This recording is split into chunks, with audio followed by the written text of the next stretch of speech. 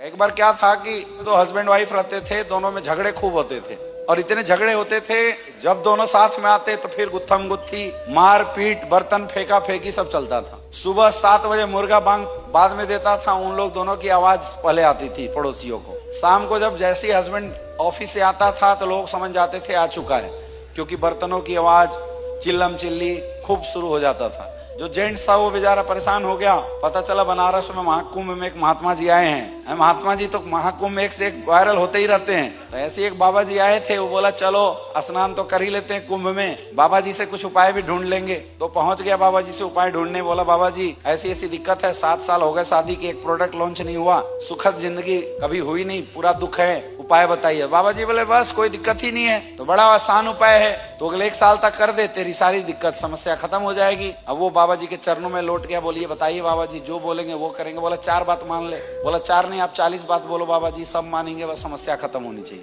बोला 40 नहीं 4 ही मानना है। सबसे पहला, आज के बाद सुबह उठते ही घर में झाड़ू पोछा बर्तन करना शुरू कर दो। तो बोला 4 घंटा लड़ते हैं, उससे बढ़िया आधा घंटे का काम है, कर देंगे। बोला ओके बाबा जी। बोला दूसरा काम, सुबह खाना बना देना और जब बाथरूम जाना तो जितने भी गंदे कपड़े हैं धोते हुए बाहर निकल जाना। बोला 2 घंटे का काम, ऐसे 4 घंटा लड़ते ही थे। बोला ओके बाबा जी। बोला तीसरा काम ये है कि महीने में 1 बार बीवी के लिए कोई गिफ्ट लाना या तो मूवी दिखाने ले जाना, बोले ना बोले लेकिन ले जाना। बोला ठीक है बाबा जी, महीने में 200 रुपया खर्च कर देने से अगर शांति मिलेगा तो लेना चाहिए, नहीं लेना चाहिए? हाँ। तो उसने भी बोला आपके जैसा, हाँ बिल्कुल सही बात है। बोला चौथा काम, बोला बीवी कुछ भी बोले जवाब मत देना।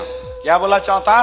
बीवी कुछ भी बोले जवाब मत देना, और बेटा 1 साल ये काम कर दे, तेरी सारी समस्या खत्म हो जाएगी। तो बड़ा खुश हुआ, बाबा जी को प्रणाम पाती किया, दान दक्षिणा दिया और वहां से जाने लगा। अब जैसे जाते हुए दरवाजे के बाहर कदम रखा था कि फिर 1 कदम पीछे लिया और वापस लाके बोला बाबा जी एक कंफ्यूजन है। बोला कुंभ तो दोबारा लगेगा 5 साल बाद, आप पता नहीं कहाँ रहोगे, मिलोगे नहीं मिलोगे।